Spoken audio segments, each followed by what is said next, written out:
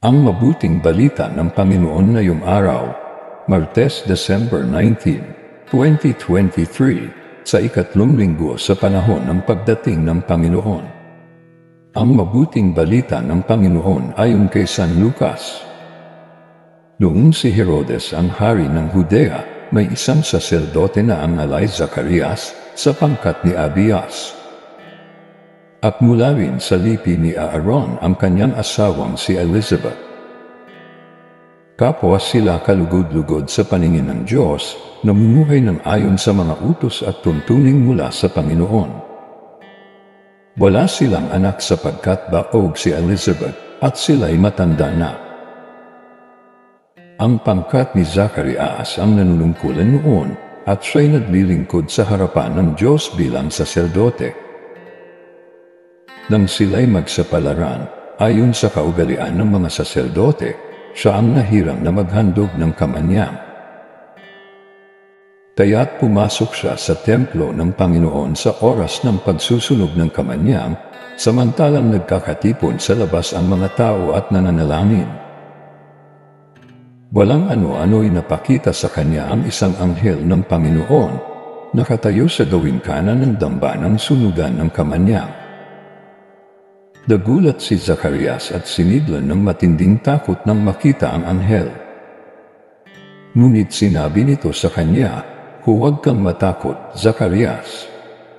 Dininag ng Diyos ang panalangin mo.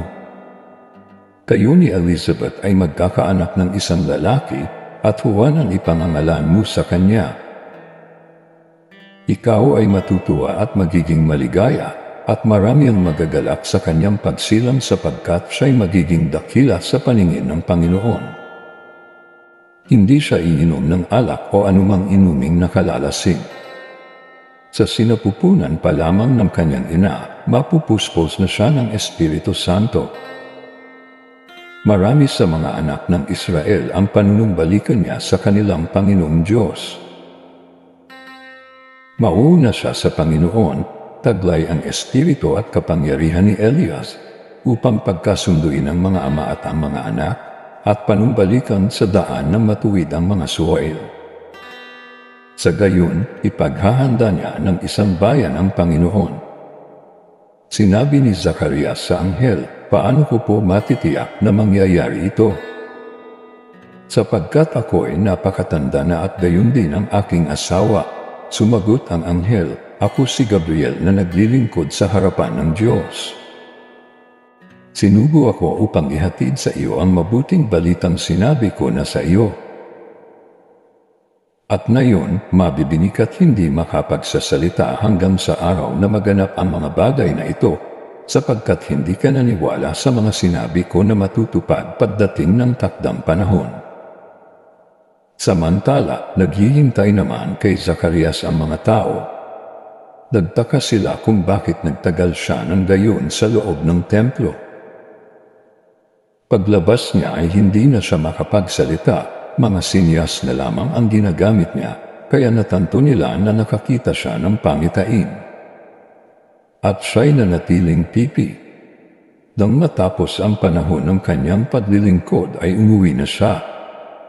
Hindi nga nagtagal at naglihi si Elizabeth at hindi ito umalis ng bahay sa loob ng 5 buwan. "Ngayon nilangap ako ng Panginoon," wika ni Elizabeth. "Ginawa niya ito upang alisin ang aking kadustaan sa harapan ng mga tao." Ang mabuting balita ng Panginoon. Pinupuri ka namin, Panginoong Hesukristo. Unang pagbasa.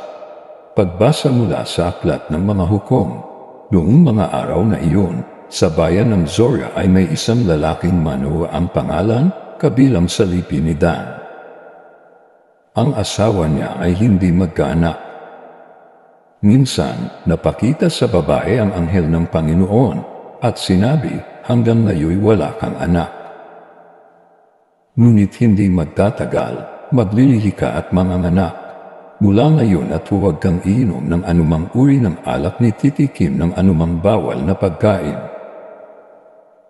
Kung maipanganak mo na siya, huwag mong papuputulan ng buhok pagkat mula pa sa kanyang pagsilang ay itatalaga na siya sa Diyos." Siya ang magsisimulang magligtas sa Israel mula sa mga Filisteo. Ang babaeng lumapit sa kanyang asawa at kanyang sinabi, "Napakita sa akin ang isang propeta ng Diyos, parang anghel." Kinikilabutan ako. Hindi ko tinanong kung taga saan siya at hindi naman niya sinabi kung sino siya.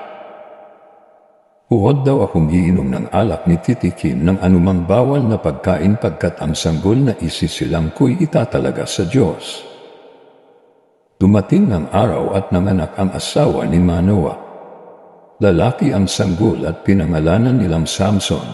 Lumaki ang bata na patuloy na pinagpapala ng Panginoon. Ang Espiritu ng Panginoon ay lumukob kay Samson. Ang salita ng Diyos. Salamat sa Diyos.